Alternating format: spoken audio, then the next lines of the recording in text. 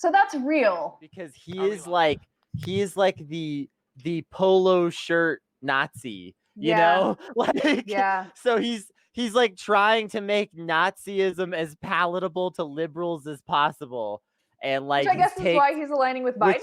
Yeah, I guess that is one possible reason. Alternative idea is he needs Trump out of office because after all of the work he did legitimizing being a Nazi, Trump has just come behind him and steamrolled it. And now they look ridiculous again.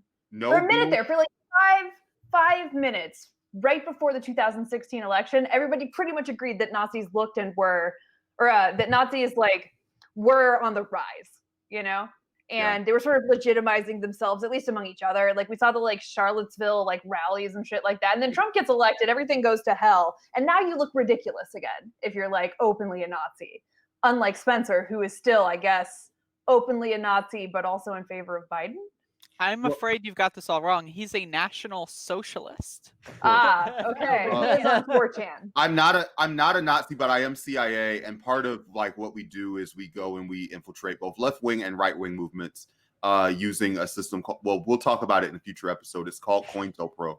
But but either way, like there is a tension between like, are we going to be Nazis and take over through normieism, or are we going to take over through like being as open and ridiculous as possible? So if you're Richard Spencer, Donald Trump is not really great for your movement because Donald Trump is so just in the spotlight and has no sense of subtlety that normies like hate Donald Trump and are like, what is going on with this person?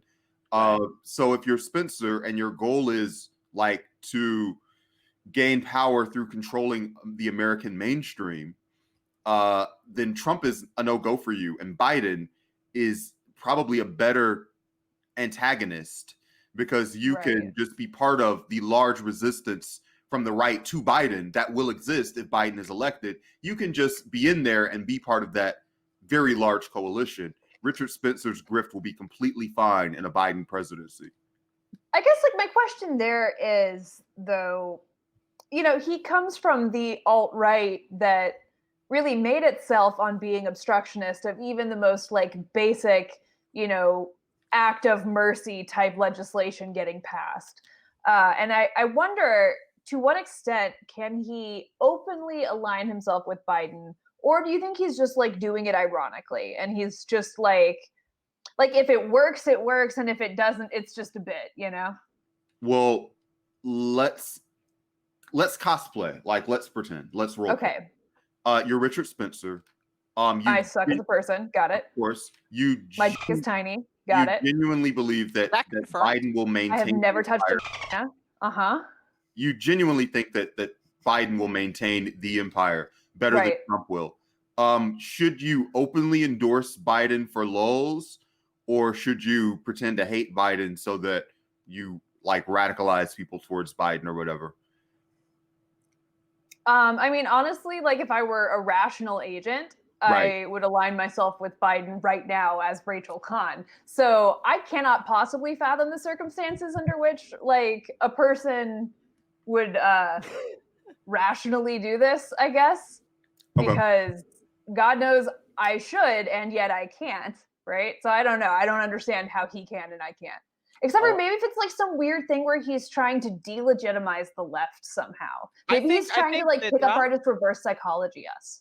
I think that the protests and the uprisings are I always do that. That always hurts me.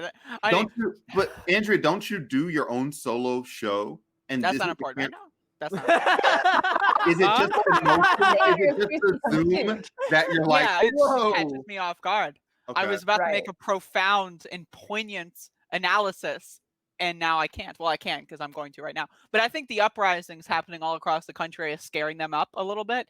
They think I'm pretty sure the strategy here is like if Biden wins, that will calm the storm, and then they can go back to doing like the covert like infiltration stuff without so many people being activated in the streets. You know, especially after all this recent bad press from groups like Proud Boys and all that other stuff that are infiltrating protests and getting exposed because they're dumb as hell and they don't know how to infiltrate correctly, you know, which is really bizarre. Like that, the fact that right-wingers cannot infiltrate like left-wing protests, like that's just weird. Like it's so easy. Hear me out on this.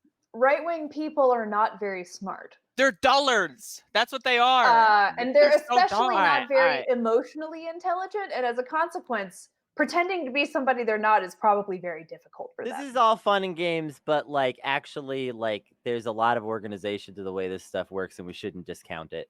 So unfortunately, there are some smart folks involved. I wish there weren't.